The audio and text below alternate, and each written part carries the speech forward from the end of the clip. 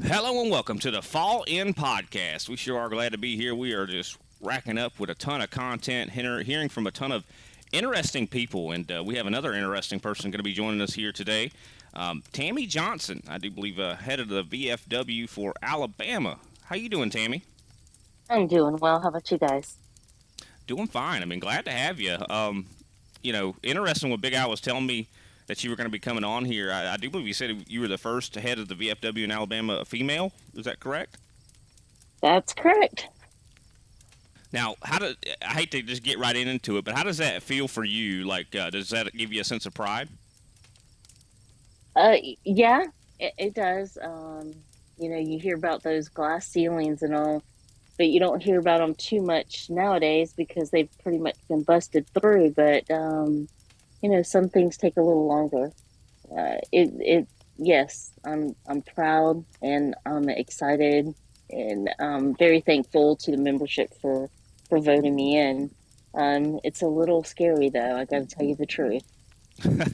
It sounds like it. You've actually been involved with them since I think we were talking about it before we kind of got started here since 2008. Is that right? Yes, I've held positions at the post and district level.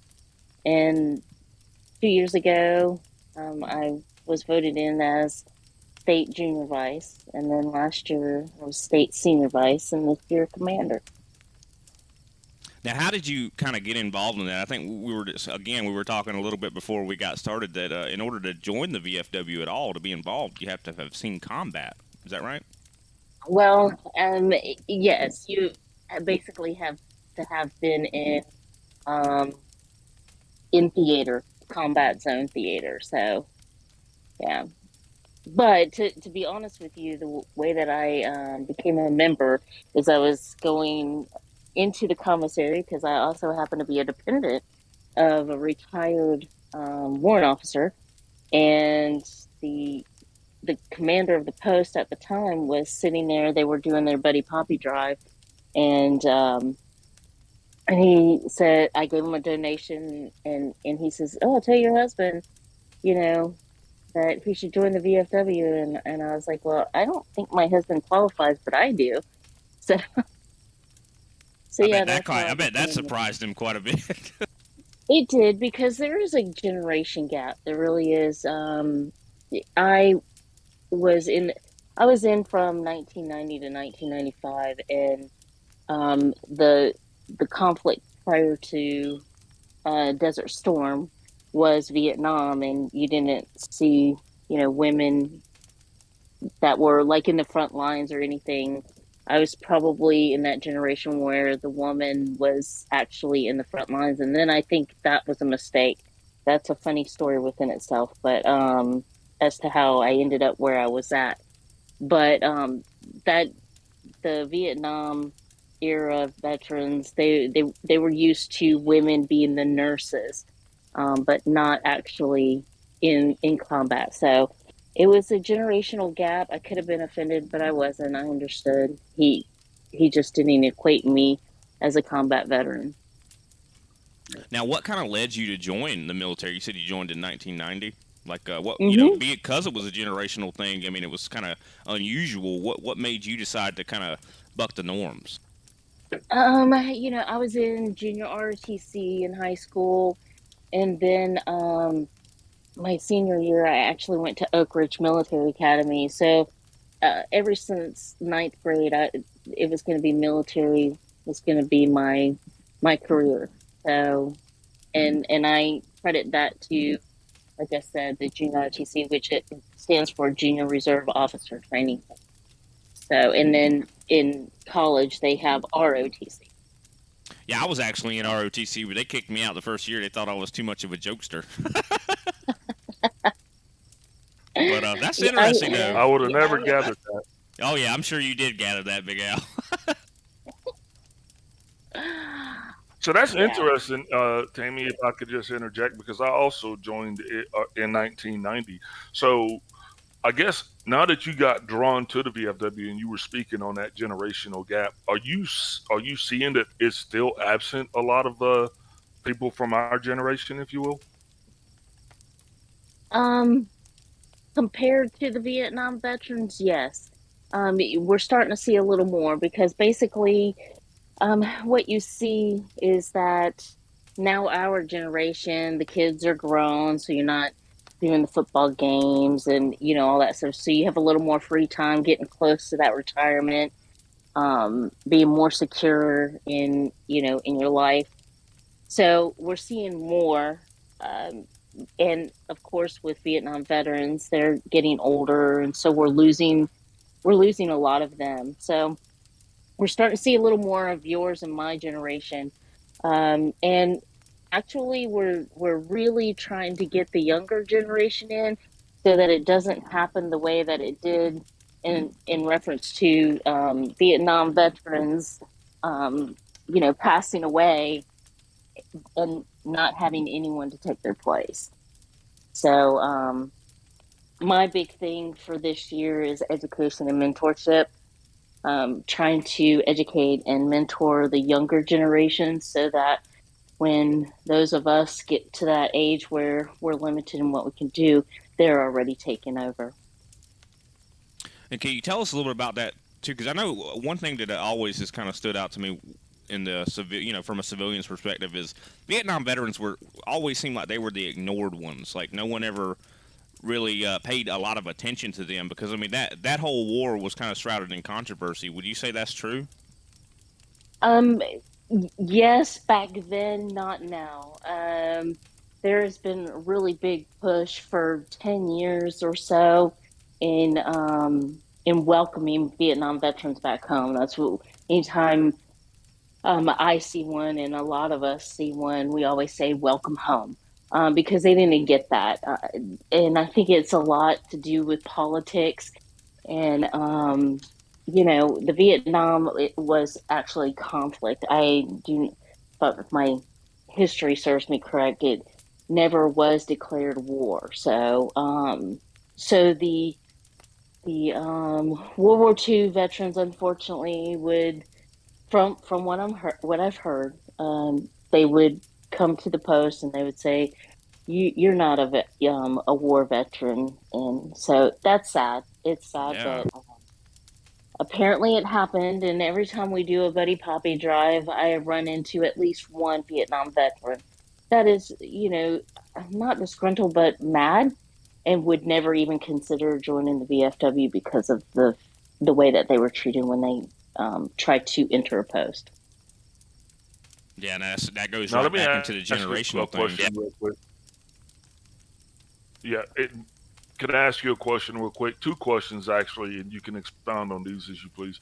What does the VFW do for those people who are listening that have no clue? What does it do? And also, if you could also explain the Poppy Drive as well, please. Okay, so the buddy poppies, um, so they're assembled by disabled veterans, and the VFW, pays these veterans money. So there's one aspect that the VFW is employing other veterans, and then also with the buddy poppies, we distribute them. You'll hear the older generation say we're selling them. We don't sell them. We distribute them and people donate. There's no like give us $1, we give you a buddy poppy kind of thing. We distribute them for free. And then if someone chooses to donate, they donate. That money is actually earmarked in what we call the relief fund. There's only certain things that we can disperse that money to, and that includes helping veterans, their families, and remembering past veterans, as well as our programs. We have some wonderful programs that a lot of people don't even know about. We have youth scholarships, and we honor teachers and first responders, along with the scouts. So there's two scholarship opportunities, for one for middle school, one for high school. And the high school one, so the middle school one is called Patriots Pen. It's a written essay, and the VFW National chooses that topic each year, and it changes each year. And Voice of Democracy is your high school.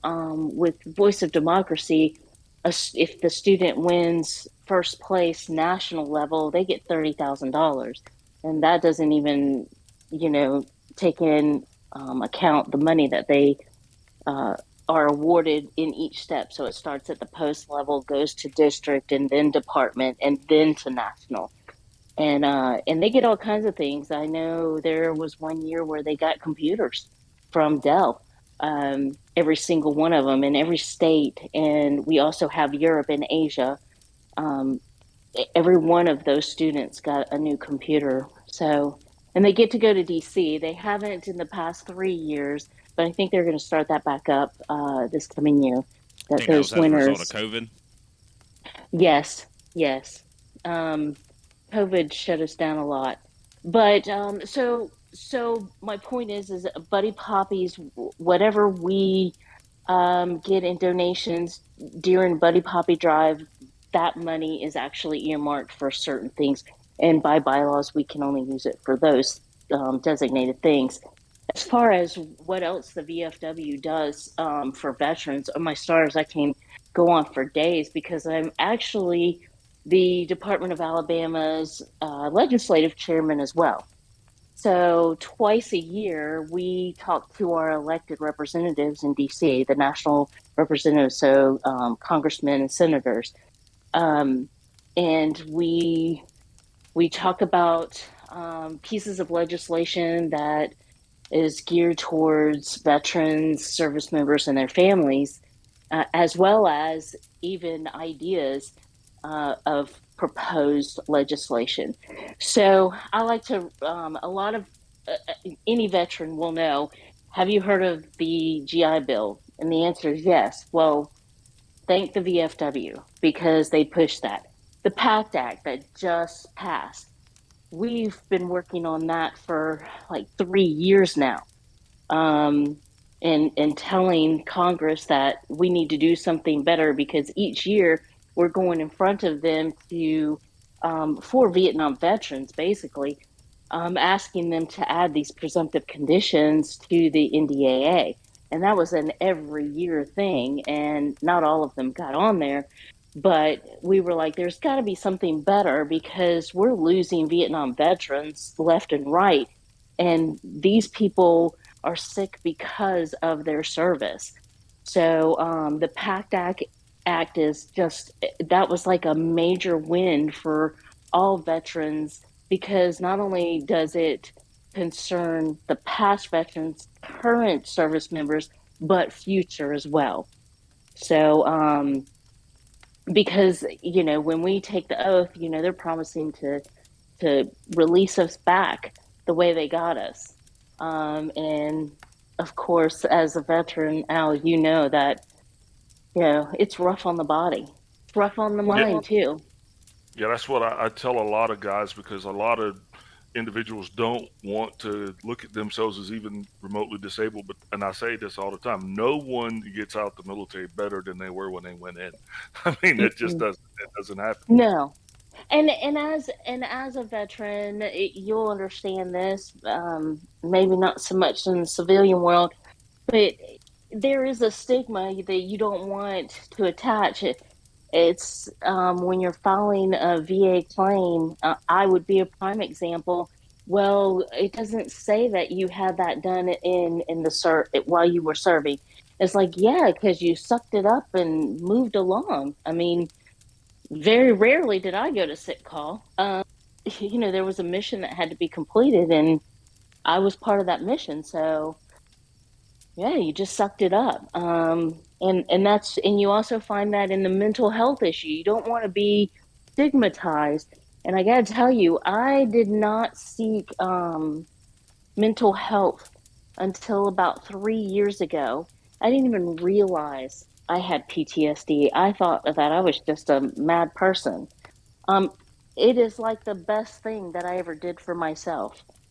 So, yeah, and I think we've come a long ways in getting rid of that quote stigma. Yeah, because I think in the military, I think that's probably pretty prevalent. Prevalent. I can't talk today, but it's probably pretty prevalent that people do kind of like not don't want to go to the doctor, don't want to do that. They don't want to be a bother. Any kind of don't want to make waves because you're not supposed to make waves in the military. Is that right? Well, you don't want to be viewed as weak. Yeah. Okay. So, and that would be a weakness. And not only that, then you're viewed as being broken. And so yeah, you don't want, Like not what, useful. well, yeah, and not crazy. Yeah, and you just don't want that. Again, what what more what other career would you have to be considered as courageous as a service member? So you definitely don't want to seem weak, because you're only as strong as your weakest link, and you don't want to be that weak link. So it's a stigma. Plus, when you get put on certain drugs, and I'll be honest, I'm medicated, um, and it has helped I'm me I'm tremendously. I'm But heavily medicated. yeah, well, I didn't want to say heavily, but I am too. Um, but that limits you on some of the jobs that you can have, because if you're taking certain kinds of medication, then they raise their price at you. Yeah, and you can't Um, operate heavy machinery and things of that nature because it could be mhm, dangerous. yeah. So Well, there's a lot of reasons why people don't seek mental health. But I tell you what, everyone I talk to, it is literally the best thing I have ever done for myself. I regret not doing it sooner because I think I missed out on a lot of things. There's a lot of things that go along with PTSD. One of them is a lack of memory. But I also have two children, so I go back and I think, oh my goodness, I blew up a lot. So I have my regrets. I just encourage everyone, if you're having issues, seek help. Just seek help. And one of the things that the VFW really pushes hard is suicide prevention. I mean, you want to talk about an epidemic when you have an average of 22 a day, and listen, that number In just is Alabama? no, that's no, that's all. across the board. Okay. That's across the board. But when you and now the number is like 17.6 or something.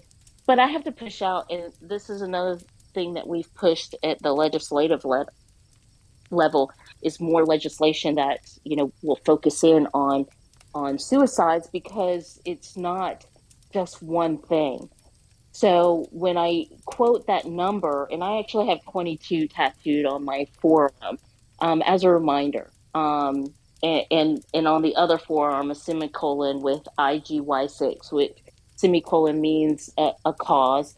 The semicolon is teal, and that signifies suicide, and then IGY6 means I got your back, because six is your back.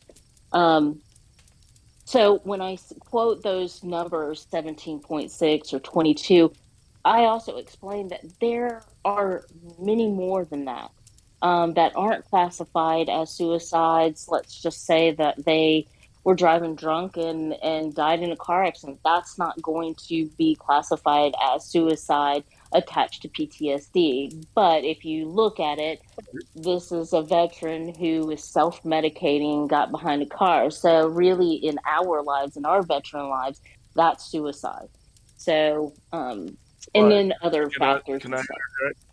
Yes, yes. and I just want to say this too, because a lot of people were fixated on that 22 a day, and just to go out and hit your point, it's more than that. That's just what have actually been seen and diagnosed. The next thing is those numbers are Yes. going to go down, guys, because there's only so many of us. So Hmm. you got to think about that as well. It's a little bit more. We got to really start to look at how we're affecting that number. You know what I mean? Are we really making a dent in it, or are we just killing ourselves off at a faster rate? Oh yeah. I 100% agree with that view. It is an epidemic, and here's so I equate. the Vietnam veterans and your Afghanistan and second Iraq veterans kind of the same because they have this problem of not knowing who the enemy was. It could be that little kid, it could be that woman, it could be that man with a gun. Um, so I equate it to that. Here's the difference. Vietnam, you served one tour unless you decided you were going to do more than that. In Afghanistan and Iraq, you're talking about multiple deployments. So I call it battlefield fatigue. But at a certain point, you get to that level where you have to be there. That's your purpose. You have to be there. So when you're not there, you're dealing with that mentally. You feel like you're letting your brothers and sisters down, but you have this family over here, and so you're torn in that way. But then you go in multiple tours, and typically a tour is a little less than a year. Think about that. If you have 6 tours, you have almost 6 years in a combat zone, not knowing. You don't know what's coming next. You don't know what's around that corner. You're on high alert 24/7. So think about what that does to your mental state. And it's no wonder that we're having the suicide rate that we have because there's a lack of treatment, a lack of understanding. Because again, how many times has in our country's lifespan have our military served multiple times in a combat zone to this level? So a lot more needs to be done, and research, help. I mean, just completely across the board. And that's one of the things that the VFW does. And I don't want to call it lobbying because we don't lobby. We go in and we hold our elected representatives. We hold them accountable. Listen, we put you in here. You're supposed to take care of us. We're in existence. The Veterans of Foreign Wars is in existence because of the Spanish American War. Those people came back and no one would take care of them. And they said, I tell you what, we'll take care of ourselves. We're the oldest combat organization, combat veteran organization in this country. That's very interesting. That I mean, so it's been a problem since I'd say even the beginning. The Spanish American War. When was that? That was 1800s, Yeah. right? Yeah. I mean, when you're not taking care of those that are preserving your freedoms. Yeah. He definitely that should be one of the priorities for a lot of people out there. I think that it's out of sight, out of mind for us in the civilian Hmm. population to where we just don't see it. And And another that's reason, another. Go ahead. well, I should say another reason that it doesn't get the attention that it should get is because at the senior level we don't talk about this. And what I mean Hmm. when I say that, as a first sergeant, when the only thing I wanted my guys to say when I asked them was a question was good to go, top, and Hmm. because that's the answer I'm going to give my boss. So when we get out, it's almost like we're pre-programmed to be good to Yeah. go. And so I would tell guys sometimes it's okay to not be okay. You have to Right. you have to assess yourself, man. And that's how I ended up going to get help. Oh yeah. I mean, definitely. Again, it goes back to, there's a mission. You can't complete that mission if you're worried about yourself. You need to worry about your brothers and sisters back. Um, and that's how you stay alive. Um, so yeah, it's a tit for tat kind of thing. Yeah, but you're right.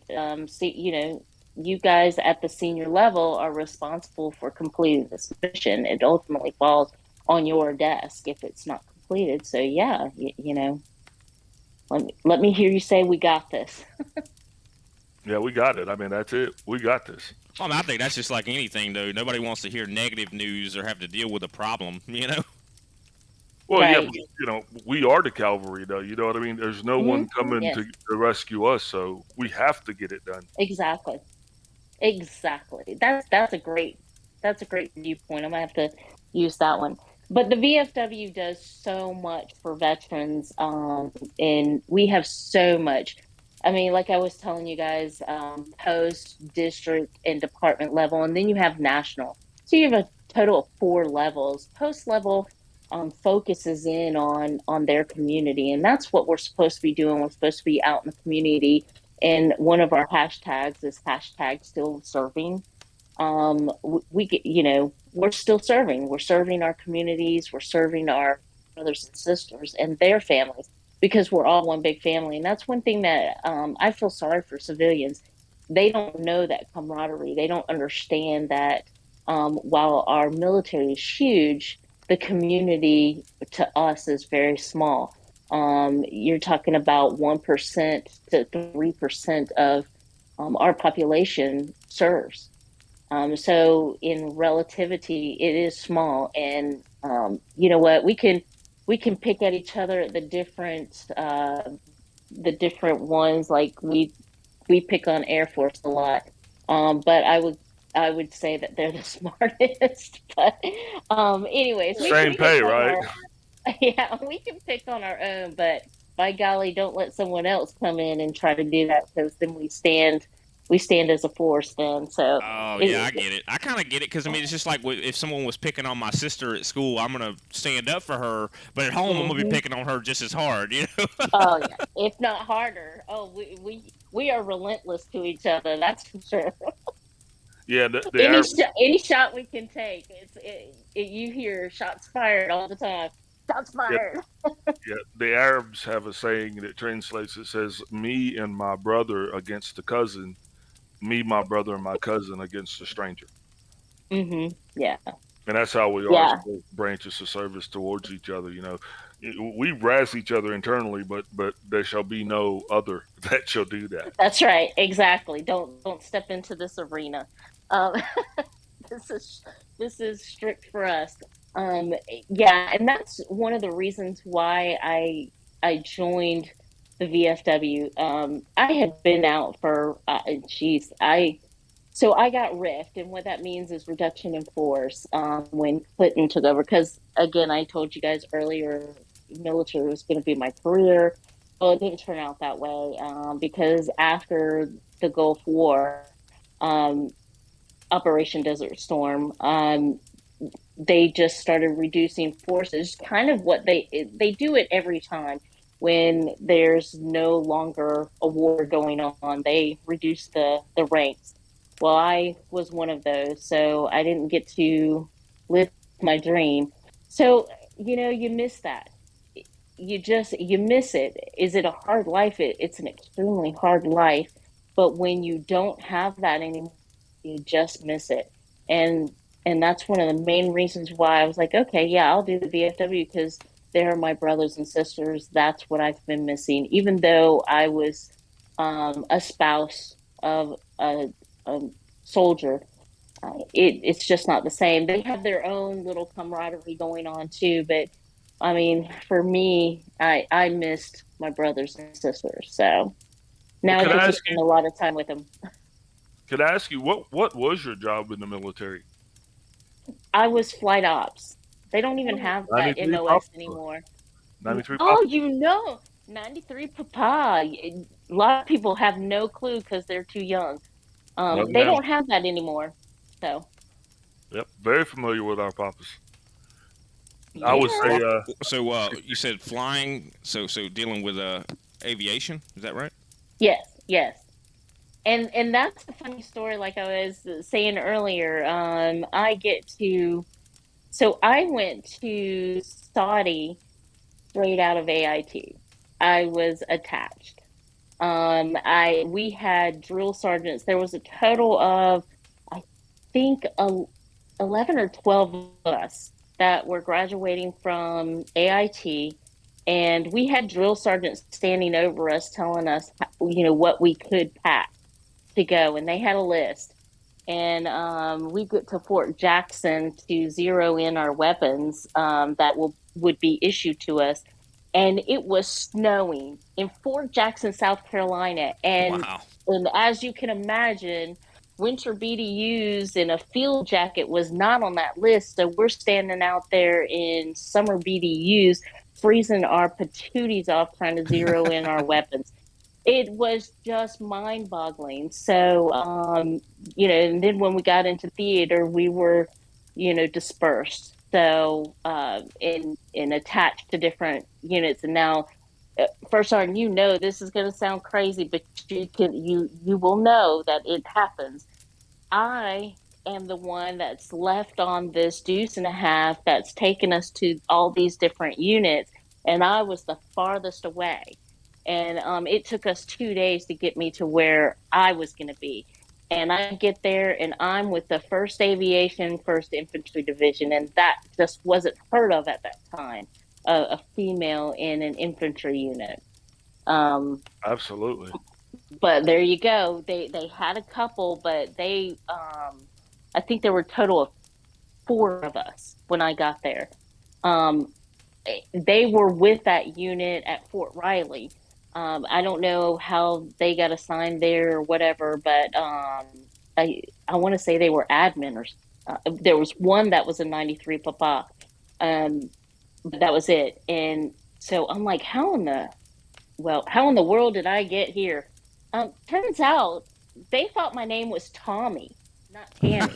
Oh, They When I didn't was wow. joining bother this, to look. when I was joining this Discord here, I thought it said Tommy too for a second. Yeah, see,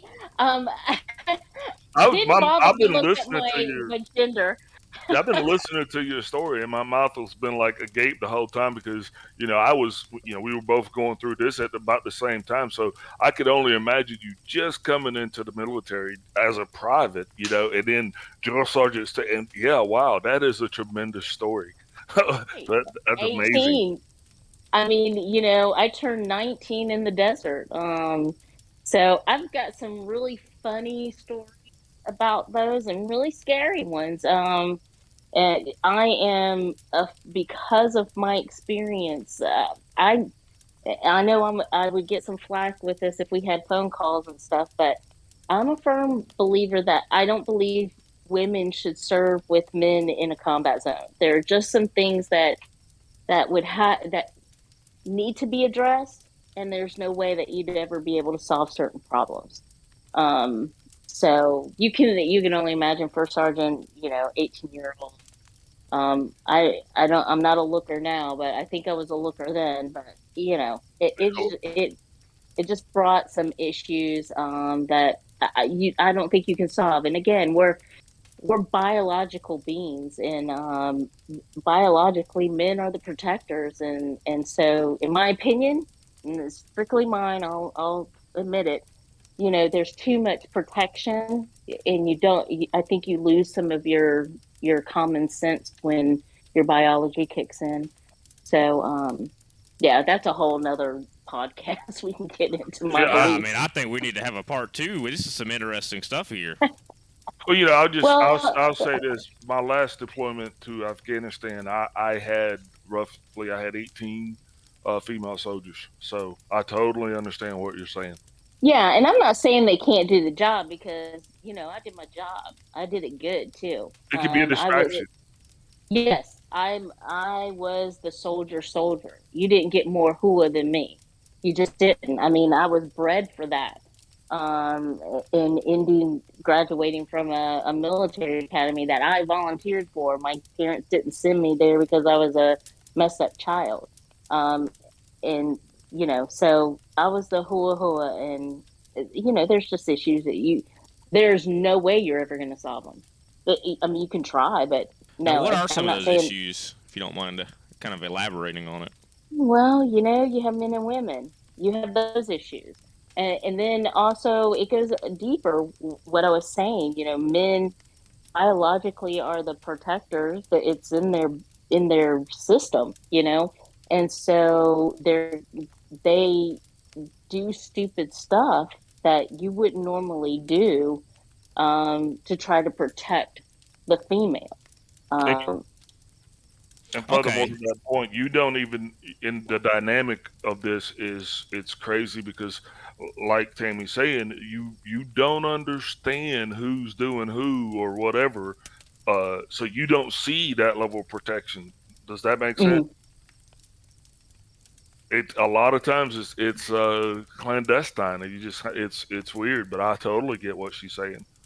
And mhm. people are going to risk certain things and do certain things when you don't expect it because you will never connected that dot. Yeah. Well, I mean, And especially then, when of they're in course, that there's kind of. bad things. I mean, Say again. there's bad things too.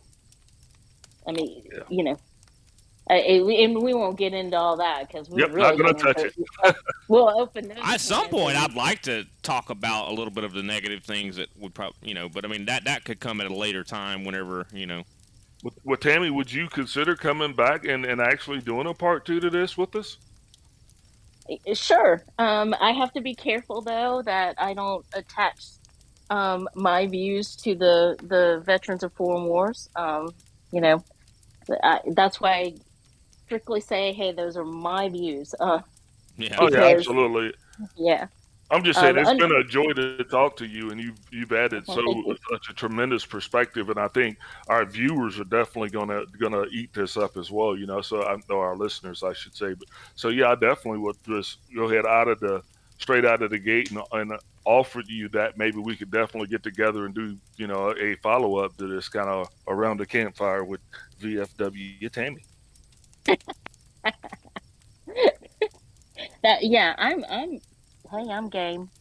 Now, I, what do I you call the commander of the VFW? Because I definitely don't want to go around calling you by your first name. Is it? No, I'm one of those that I just call me Tammy. We're a volunteer organization. I'm a volunteer just like anyone else. I'm just the crazy one that said, "Yeah, I'll do it." We appreciate it because honestly, people don't understand this. If it weren't for people like you stepping in and giving of yourself like this organization, it's not going to flourish. It's actually it's going to start to take on water. So we really got to impress upon all veterans of foreign wars to get involved with their local VFW because it's time for us to take our seat at the table. Yeah, we are taking water. And when I talk about the VFW, I'm constantly telling people, listen, this was our table. We created this table. So in other words, we used to sit at the head of the table at some point. Don't know when. Well, I have an idea of when, but we won't discuss that either. We got up from the head and we left, and now we're back and we're just sitting at the table. No, it's time for us to take our table back because we've been around for a very long time. Our accomplishments are um, three and a half pages, 3 or 3.5 pages long, in reference to legislation and having legislation that helps veterans, service members, and their families. As a matter of fact, just recently, we're advocating for service members and their families in on post housing, which has been really bad. So we've done a lot, and we continue to do a lot. It's just that it's not known, and there's a lot of wonderful other veteran organizations out there. But if we're doing our job, then there really wouldn't be a need. So it's time for us to pick up and we're some of us are tired. We've been doing this for a long time, and those Vietnam veterans are who I'm talking about, and they're getting up there in age. And so you're right. It's time for us to take over and pick up the torch and carry this organization forward like it always has been. So yes, we need members. There's my recruitment speech. We need members. We need active members. I mean, we do have, like in my post, we have over, I think we're past 180. My post is a small post, but there's a handful of us that are active. So, we need active members that's going to help with those activities that we do in the community, the Buddy Poppy Drive that gets us out there and recognized, and a lot of the young, well, I say even our generation for start, that Just call me they Big don't. Al. Okay, Big Al. Um, Even in our generation, they don't know what a Buddy Poppy is. They don't know what the VFW is, and but I can tell you one thing: little old ladies, oh man, oh my husband was in, and they're the first to come to us at the PX and commissary and give a donation every single time. That's amazing. um yeah, because they know they grew up with that. And a lot of people grew up with their parents in the VFW. So we just need to get that back because we do a lot. We do a lot of good things. Yeah, I just think a lot of people just don't know, and Mm-hmm. maybe you can give us maybe some websites that people can go to, to maybe find those resources if you're a veteran that is in need. Yeah, we'll put those in the link on the podcast also, so that way she doesn't have to rattle them all off. But I think it's time to fall in, is what she's saying, y'all. It's Oh yeah, Yes, time to yes. fall in. Well, the websites are easy. VFW.org is the national website. The department's website is VFWAL.org. And especially on the national website, you can find a post near you. So even those that aren't in Alabama that may hear this podcast, we have posts everywhere to include Asia and Europe. So we're out there. that's definitely great. Love all the stories you've been telling us here, and can't wait for part two for sure. I mean, because I think we're going to get into even further. Because I mean, seems like our part twos are kind of on a roll here. Our part twos are even more interesting than the part ones because we get a little bit more casual, and it's just more story time, right, Big Al?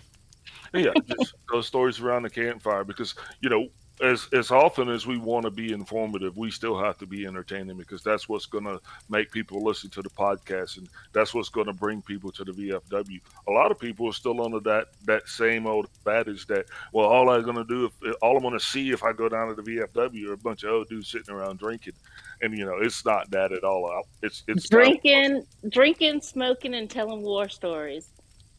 That sounds like a perfect time for me. I'd love to sit there and listen to that and maybe have me a beer while I'm doing it. Well, you That's can't the get it. stigma. I can't get in, I know. Yeah, that's the stigma. And did we earn it? I don't know. Um, I'm, I'm a veteran. I'm just going to be honest. We probably did.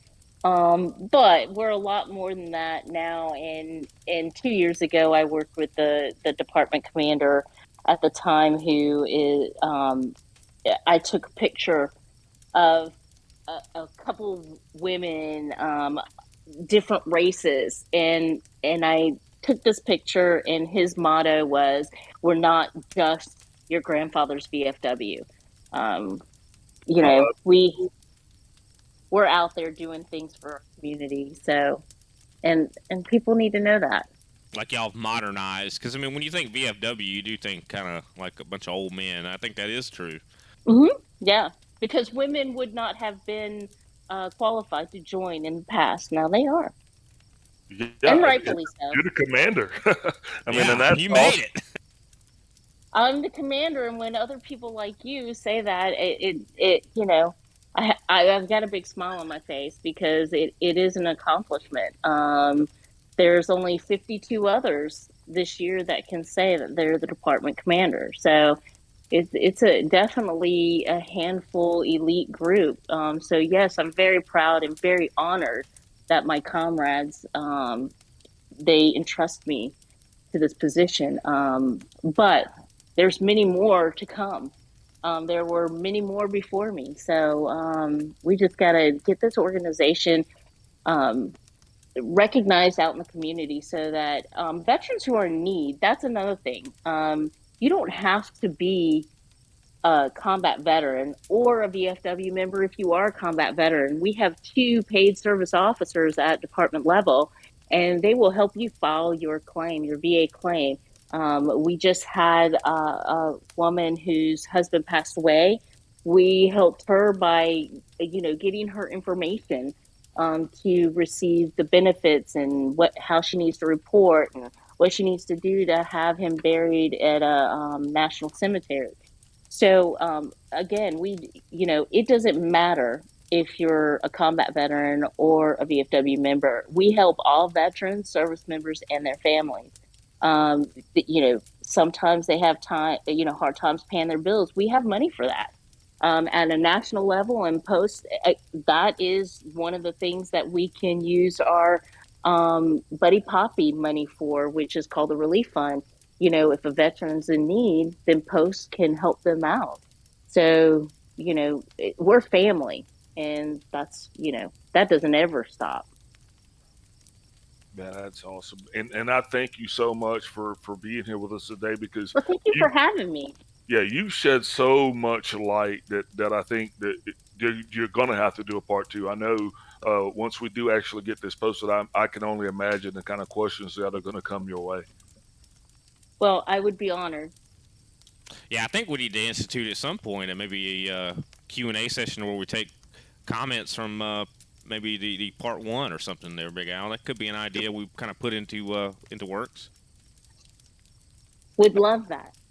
But we definitely appreciate your time, and hopefully we get to talk to you again really soon, Commander Tammy. I don't know if I don't want to, but you said you're cool with No, Tammy, so I am. By all means, please call me Tammy. Well, we'll be I'm gonna good start on calling Big Al First Sergeant now. I'm like First Sergeant. yeah. Look here, no, you're good. But we are going to wrap this up, and I appreciate your time. But before we let you go, I mean, this is something that we do. Who would you like to give a shout out to? Um, my family. They are the reason why I'm here. I already told you guys my husband's retired soldier. He was a Black Hawk pilot. And by the way, he just retired from a civilian job last Friday. Woohoo. So He's new doubly chapter for retired. both of us. Yeah, he's done. He done. That's Yeah, what yeah. I say. He done. So I'm happy for him on that, and it's going to be a new chapter for us. I have a daughter in Tampa. She just got out of the army, and then my son is here in our area, and he's actually Air Force Reserve. Been in there for, um, geez, I think it's 10 years. I signed for him when he was 17. Um, because I homeschooled and so he graduated at 17. So I signed for him 17 and he just got back from deployment and he is now a VFW member and also our webmaster. So yeah. So I shout out to my family and of course my extended family, my military family and my friends because they are the reason why I get out of bed.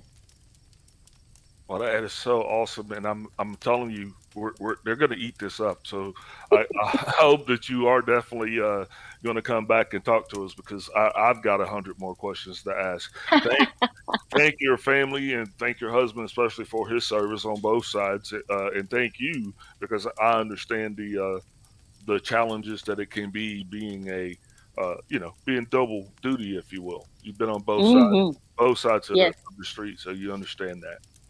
Yes. Oh, and by the way, my husband now does qualify, and he's in the VFW. He's actually the post commander this year. That's been very interesting. That is because he kind of Just, works for just you, doesn't he? one thing that I find hilarious. I got to tell you guys this before I go. Um, the first couple of post meetings, um, I work two jobs. I work retail, but I'm also a realtor. So a lot of times we don't ride together. So I go in and he's like, "Hey, honey, hey, sweetie," and I'm like, "No, not here, not here." It's funny. That is He, funny. he's Don't call yeah, me he's sweetie at gotten work. better. He's gotten Drop down better, and but give me I'm always 20. like, What? the pet names. No, honey, you can't call me that in the post meeting. But thank Oh you. yeah. I really appreciate that. But no. So, okay, guys. Well, I guess what I have to do, I have to get ready to go to work. So, yay me.